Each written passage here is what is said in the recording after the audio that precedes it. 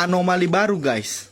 Ternyata dari sekian banyak pesantren yang ada di Indonesia, yang menurut data dari Kementerian Agama sekitar 42.000 lebih, ya, itu hanya 50 ponpes yang mengantongi izin mendirikan bangunan atau IMB.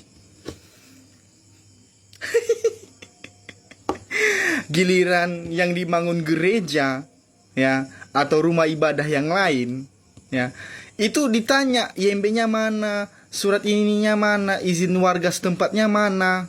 Bahkan yang sudah ada IMB aja itu dilarang untuk dibangun. Ini negara apa? Coba. Ya. Aduh, capek. Makin hari negara ini kayaknya nggak mengerti skala prioritas gitu loh. Jadi Ponpes Al-Khozini ini kan milik swasta, milik pribadi, milik orang lain, bukan milik negara. Ambruknya juga karena dugaan adanya kesalahan teknis pada saat pembangunannya.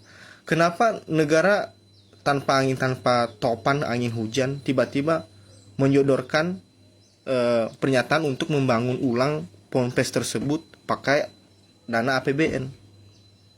Ya, prioritasnya apa? Dasarnya apa? Gitu. Masih banyak sekolah-sekolah negeri di pelosok-pelosok Indonesia ini yang membutuhkan pembangunan seharusnya. Itu yang harus menjadi prioritas. Lagian juga negara ini harusnya melindungi korban dengan apa? Yang pertama, mereka itu mengusut dan mencari tahu apa sebab ambruknya gedung tersebut. Kedua, siapa yang bertanggung jawab atas hal itu? Ya, itu seharusnya yang pertama, yang utama. Aneh nih negara. Ketua FPP Indramayu, pondok pesantren wajib IMB itu memberatkan.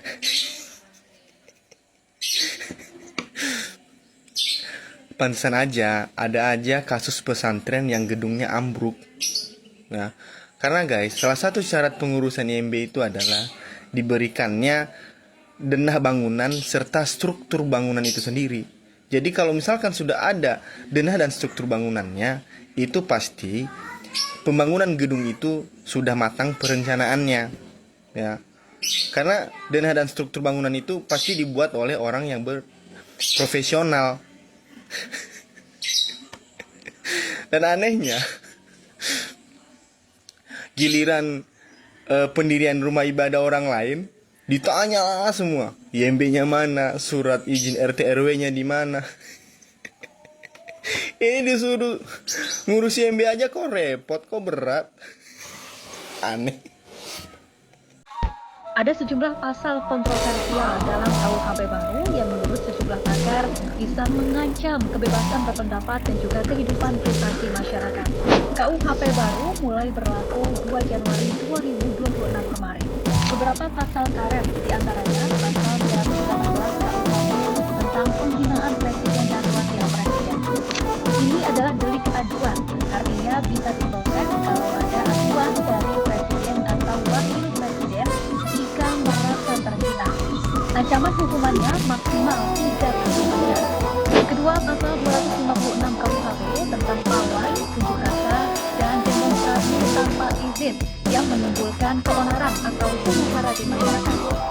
Ancaman hukumannya 6 bulan penjara. Selanjutnya, pasal 240 KUHP tentang penghinaan lembaga bagi setiap orang di muka umum yang menghina pemerintahan yang sah dan kemudian berakibat pada kerusuhan bisa dipidana maksimal 3 tahun penjara. Ada juga ancaman hukuman bagi para pelaku selingkuh atau kumpul. Buat lu semua bajer-bajer kontol yang bilang kalau teror yang dialamin Bang DJ Doni dan yang lain itu cuman settingan. Monyet lu semua. Lu itu kagak tahu apa-apa, jadi kagak usah banyak bacot. Kejadian yang mereka alamin itu emang murni teror, bukan settingan. Lu pikir Bang DJ dan yang lain diem aja gitu di teror kayak gitu?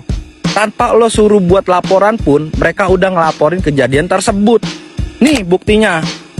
Jadi buat lu yang nggak tahu apa-apa tentang teror tersebut, kagak usah banyak bacot lu kontol. Lu emang pada kagak punya hati nurani, makanya lu bisa ngomong itu cuman settingan. Nah begini dong, ada kerjaannya, jadi kita resep ya kan. Tuh lu lihat Menteri HAM minta polisi usut tuntas teror terhadap aktivis dan influencer. Ini baru mantap nih. Mudah-mudahan Pak Polisi juga cepat menangkap pelaku teror tersebut. Kalau menurut gua nih ya, teror ini tuh dilakuin sama oknum-oknum yang mengatasnamakan pemerintah. Tujuannya apa? Tujuannya biar mengadu domba pemerintah dan rakyat. Mudah-mudahan nih Pak Polisi cepat menangkap pelaku biar nggak terjadi kegaduhan di masyarakat. Ini baru mantep nih. Terus pertahanin yang kayak begini ya. Oke, madan banget lo. Belakangan ini, beberapa aktivis sosial media kayak si Firdian Aurelio, DJ Doni, terus ada Sheryl Senavita pada kena teror semua. Mulai dari pecahin kaca mobil, mobilnya dipilok, ngirimin ayam yang lehernya terpotong, sampai yang terakhir itu rumah tinggal dilemparin bom molotov. Selain teror-teror seperti itu, ada juga beberapa aktivis yang malah udah dipenjara, seperti Del Pedro sama Laras. Mereka semua diperlakukan kayak gitu karena mereka bersuara untuk belain kepentingan rakyat banyak. Aneh nggak? Bersuara demi rakyat malah dikerjain. Apakah habis diteror kayak gitu mereka bakalan jiper? Kagak. Percuma diteror. Orang-orang kayak mereka nggak bakalan bisa dibungkam. Kalau kata senior gue, kita balik lagi ke tahun 90-an waktu Orde Baru berkuasa. Dan gue denger ada petinggi yang memanfaatkan situasi biar makin horor. Supaya keluar kesan Orde Baru bangkit di masa pemerintahannya Prabowo. Menurut gue, ini beneran ada musuh dalam selimut di lingkaran Presiden Prabowo. Orang-orang ini harus secepatnya diamputasi semua kewenangannya kalau Prabowo mau kekuasaannya selamat. Nah, siapa orang-orang itu? Gue yakin Prabowo udah tahu. Tinggal selanjutnya mau diapain.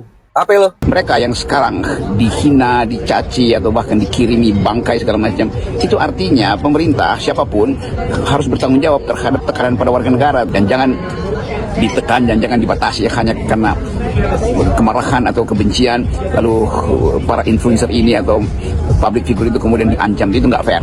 Simak baik-baik guys, kritik KUHP baru guru besar UI, kita masih negara hukum apa tidak? Isi penting KUHP baru berlaku 2026. Satu penyandang disabilitas tetap bisa menjadi saksi meski tidak melihat atau mendengar langsung dengan kekuatan setara ya. Yang kedua, saksi dan korban dijamin bebas dari penyiksaan, tekanan atau perlakuan tidak manusiawi selama proses hukum. 3, penahanan bisa dilakukan dengan syarat lebih ketat, seperti mangkir 2 kali panggilan, menghambat penyidikan, atau berupa kabur. 4, 5, 6 bisa kalian baca ya guys ya. Dan ini isi penting KUHP baru berlaku 2026. 1, demo di ruang publik wajib pemberitahuan, jika menimbulkan kericuhan bisa dipidana. Menghina presiden atau wakil presiden hanya diproses jika ada laporan langsung dari yang bersangkutan. Jadi kalau seandainya presiden tidak memberikan laporan, aman-aman aja guys. Penyebaran ajaran komunisme, marxisme, dan leninisme dilarang kecuali untuk keperluan akademik. 4 dan 5 bisa kalian baca guys. Menurut kalian gimana? Coba tinggalkan di kolom komentar ya. Apakah kalian menerima atau ada yang janggal? Kita tinggalkan di kolom komentar ya. Gila nih orang sangar banget sumpah. Wakil Presiden rasa customer service. Beliau ini Wakil Presiden Republik Indonesia. Dia tuh ranahnya gagasan. Dia yang harusnya nyelesain masalahnya, bukan nerima masalahnya. Malu, kemana gagasannya? Kok malah jadi terima-terima? Gak enak kan sama Wakil Presiden kita yang lain kerja semua itu. Yusuf Kala waktu itu memperbaiki iklim bisnis, menyelesaikan masalah horizontal, konflik horizontal. Budiono berminggu-minggu, berbulan-bulan begadang memperbaiki ekonomi kita, ngejaga biar solid. Kiai Maruf Amin pasti kerja, pasti kerja, pasti dong. Loh, suzon ada ya. Hanya karena Anda tidak lihat bukan berarti tidak kerja. Emang mendoakan rakyat Indonesia enggak kerja? Berharap sama siapa? Kita cuma bisa berharap diri kita sendiri. Berharap sama siapa? Polisi kita membunuh, tentara kita berpolitik, presiden kita mau maafin koruptor, wakil presiden kita Gibran. Bro, kebayang nggak tanah yang kita miliki tiba-tiba pindah tangan? Kira-kira lu mau gimana? Jual belinya tidak pernah dibatalkan, alas kepemilikannya, SHM-nya juga tidak pernah digugat, tidak pernah dibatalkan. Makanya aneh sekali ketika dalam persidangan Agung Sedayu Group melalui PT MBM minta ke BPN untuk diterbitkan SHGB atas nama PT MBM di atas tanah Charlie Chandra SHM ini hanya dengan jaminan PT Agung Sedayu Group atau MBM tadi. Itu sudah diterbitkan? Udah terjadi. Jadi modus menerbitkan sertifikat di atas tanah sertifikat orang lain itulah yang selalu dilakukan. Makanya saya kecewa berat ya, tapi biasalah. Menteri ATR BPN Nusron Wahid kan dia berdalih bahwa mafia tanah itu sampai hari kiamat kurang 2 hari pun tidak bisa dihilangkan lah, tidak bisa dieliminasi, ya, diberantas ya. Ya saya tegaskan kalau orang-orang BPN itu seperti Nusron Wahid, jangankan ya sampai kiamat, sampai akhirat pun nggak akan hilang itu mafia tanah. Itu artinya kelakuan sebetulnya pejabatnya itu udah ketahuan justru ya, yang menjadi penyebab adanya mafia tanah yang melegitimasi perampasan tanah dari yang punya hak itu BPN. Mas Khodin menilai bahwa Menteri ATR BPN ini adalah seorang yang pesimistis minimalis. Bukan pesimis minimalis, dia bagian dari mafia itu. Oke. Ya, dengan cara apa? Setidaknya dia membiarkan terjadinya peralihan hak di atas sertifikat, yang sertifikat itu produk BPN itu sendiri. Coba bayangkan. Sudah ada SHM milik itu Sumita Chandra. Itu kan produknya BPN. Harusnya kan BPN mempertahankan produknya. Kalau ada yang membatalkan, gugat dulu kalian. Ini enggak, dia sendiri yang membatalkan, dia sendiri terbitkan SHGB Dengan di atas kata tanah lain, itu. BPN, ATR BPN ini justru juga tidak memberikan ketegasan hukum. Justru mafia tanah itu sumbernya mainnya lewat BPN. Makanya kemarin kan ada kabar